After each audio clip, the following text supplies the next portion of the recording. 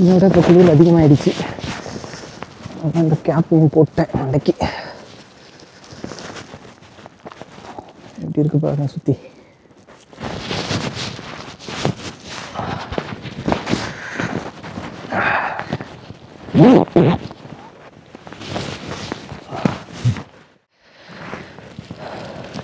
பாருங்க முன்ன எப்படி இருந்துச்சு, இப்போ இந்த இடம் ஃபுல்லாக எப்படி இருக்கு பாருங்க.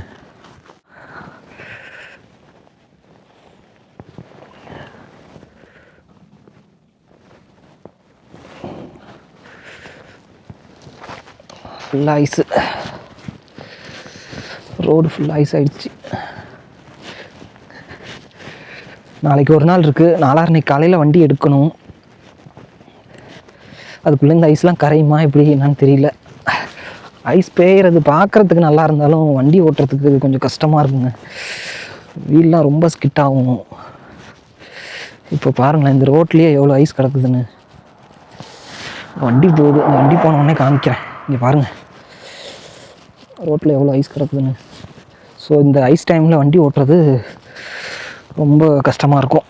ரொம்ப ஸ்கிட் ஆகும் வண்டி. ரொம்ப கேர்ஃபுல்லாக ஓட்டணும். மரம் ஃபுல்லாக ஐஸு. வண்டி ஃபுல்லாக எவ்வளோ ஐஸு. வண்டிக்கு அடியில் எப்படி இருக்குது பாருங்கள்.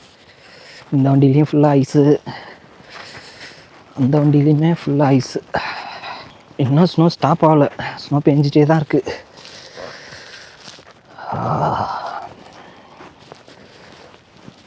சரினா குளிர்.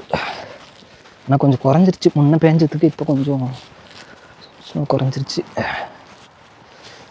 ஓகே,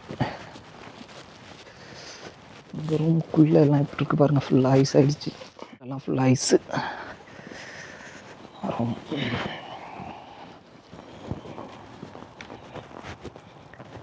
எப்படி ஐஸ். அப்போ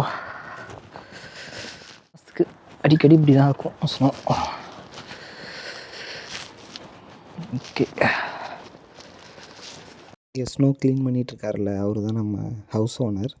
ஸோ ஸ்னோ விழுந்துகிட்டே இருக்குது. ஆனால் அதை அப்படியே விட்டோம் அப்படின்னா அது கெட்டியாகி வழுக்க ஆரம்பிச்சிடும் நடந்தோம் அப்படின்னா. ஸோ அவர் தனியாக கஷ்டப்படுறாரேன்னு போயிட்டு கேட்டேன், நான் ஹெல்ப் பண்ணுறேன்ட்டு. பட் ஆனால் அவர் கடைசி வரைக்கும் கொடுக்கவே இல்லை. நீங்கள் ரெஸ்ட் டேயில் ரெஸ்ட்டு மட்டும் எடுங்க அப்படின்ட்டாரு.